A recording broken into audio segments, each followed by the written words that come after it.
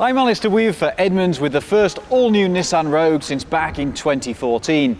Taking on the might of the Honda CR-V and Toyota RAV4, the Rogue enters the biggest, toughest sector of the SUV market. It's a huge opportunity for Nissan, but hey, better be good. For more information on the new Rogue and all its rivals, check out edmunds.com and be sure to hit subscribe because hey, it keeps me in a job. We've arranged a sneak peek at a private and, to be honest, noisier than expected airport in LA. Nissan isn't quite ready to let us drive it yet. That'll happen this fall before it eventually goes on sale. But given that driving dynamics are rarely number one on the list of priorities of the kind of families who buy small SUVs, that doesn't worry me too much. We can still find out a lot about the Rogue by poking around a static vehicle. Let's take a look. I've driven all of the Rogue's major rivals, and at Edmunds we've owned many of them as part of our long-term test program. The reason we think there's such a big opportunity for Nissan right now is that many of its rivals are either getting a bit aged or, frankly, not very good. Our all-round favourite is still the Honda CR-V. It's a superb all-rounder and was recently given a mild update, but the basic design is now 4 years old. That's the same age as our second favourite, the Mazda CX-5, which looks and drives great but is a little short of space. Toyota's RAV4 has always done well in the sales charts, and a couple of years ago, when it was new, we put it through the ultimate road test, driving 48 contiguous states in a single week. Unfortunately, at the end of it, we ended up not only tired but also a bit disappointed. Right now, the RAV4 is only our 7th ranked small SUV. To be honest, the outgoing Rogue didn't even make it into our top 10. It always sold well, but that was more of a function of its price than either the quality, the driving dynamics, its functionality or practicality. At Edmunds, we're always looking for a bit more from the vehicles we recommend. Just because something's cheap doesn't mean it's a good value if it doesn't meet your needs. With the Mazda and the Honda to use as benchmarks, Nissan really has no excuses. This Rogue should go to the top of the class. I need some exercise. Let's have a walk around outside. Nissan hasn't released pricing yet for the Rogue, but we expect it to cost from around $25,000 up to $35,000 for the top trim Platinum that you see here. Now, styling, of course, is subjective, but there's no arguing that Nissan's trying to imbue the new Rogue with a lot more presence and personality than the slightly anonymous old one. That's particularly true here at the front, where you get LED headlights and what Nissan's calling a twin V-concept grille, whatever that may be.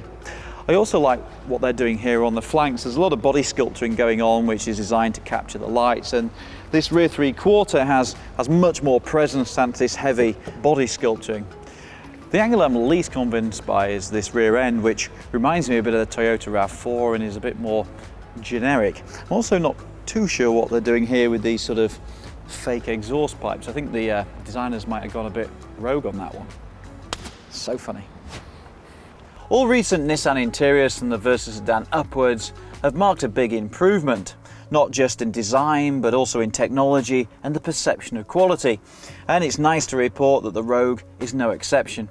Depending on which trim you choose, you get a combination of different displays. This Platinum model has a touchscreen here, a digital dashboard in place of traditional instruments, and even a head-up display system, which is kind of unusual in the small SUV class. It's almost as if Nissan has been plundering the toy box of Infiniti, its luxury division, and I mean that as a compliment. There's Apple CarPlay, Android Auto, wireless charging, no end of technology gubbins.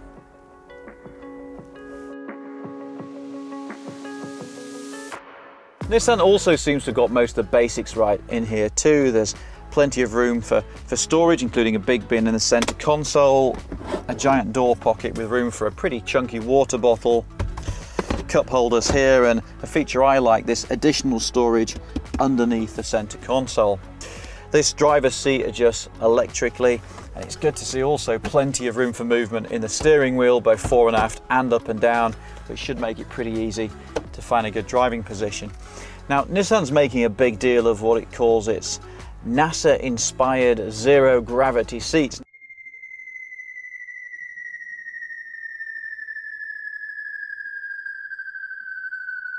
Now, I have absolutely no idea what they're talking about, but what I can tell you is that historically we've always found Nissan seats good for comfort, particularly on long journeys. And this being a top trim model, also has diamond quilted stitching. It is impossible today to launch a high trim vehicle without diamond stitching, and here it is, present and correct. So what don't I like at first glance? Well, slightly irritating that these USB ports have been left exposed to the interior rather than having a nice little cover, but to be honest, that's been pretty pedantic. This really is a big step forward. Nissan also claims that they've made the interior a lot quieter and more refined, but to be honest, we'll probably have to drive it before giving the definitive position. How the other half live, eh? Good to see there's also lots of diamonds back here. Overall, the Rogue is marginally shorter than before, but this driving position set up for me, and I'm 6'4", so this is actually pretty good for this class of car. I also like the fact that you're sat high here, so you're actually looking over the top of the front seat occupants. It doesn't feel too claustrophobic.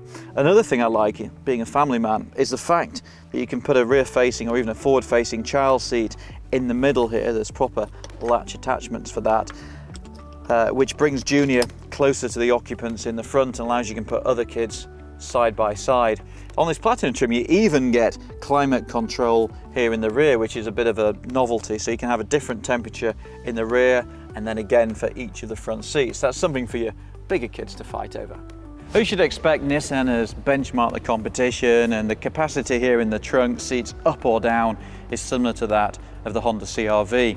There is though some neat detailing. Now apparently one of Nissan's female engineers was heavily pregnant, went out to buy a gallon of milk, threw it in the trunk, driving home, the whole thing spilled, and if you've ever spilled milk before, you'll know that you never ever get used to the stench.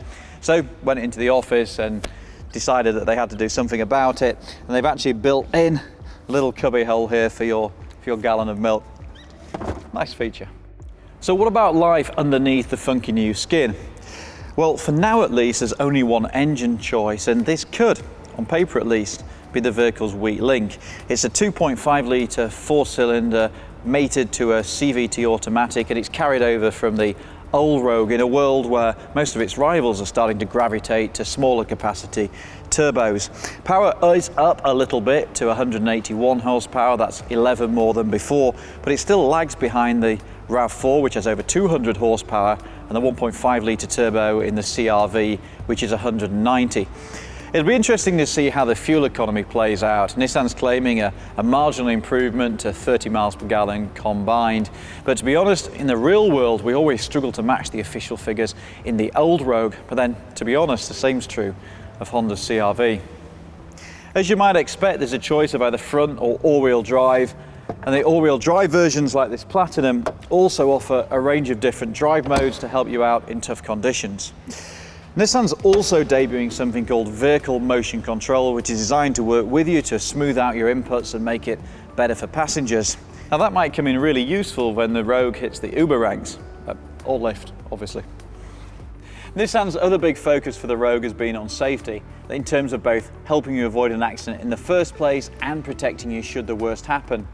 Now they tell us that according to their research, this is the #1 priority for families buying small SUVs, and as the father of a little nipper myself, I can certainly empathise with that. It's great to these things like blind spot monitoring, which help you on the highway, and emergency braking, both at the front and the rear, fitted as standard across the range.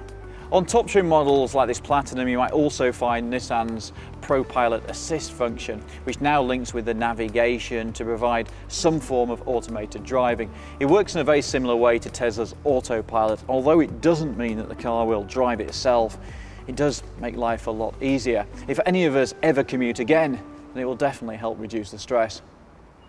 I think it's clear from our sneak peek that the new Rogue is a big improvement over its pretty lackluster predecessor. It really does look like Nissan has looked at the opposition and tried to move the needle a little bit. Of course, we'll have to reserve judgment to find out where it will place in the Edmunds rankings once we drive it. So stand by for an epic small SUV group test this fall.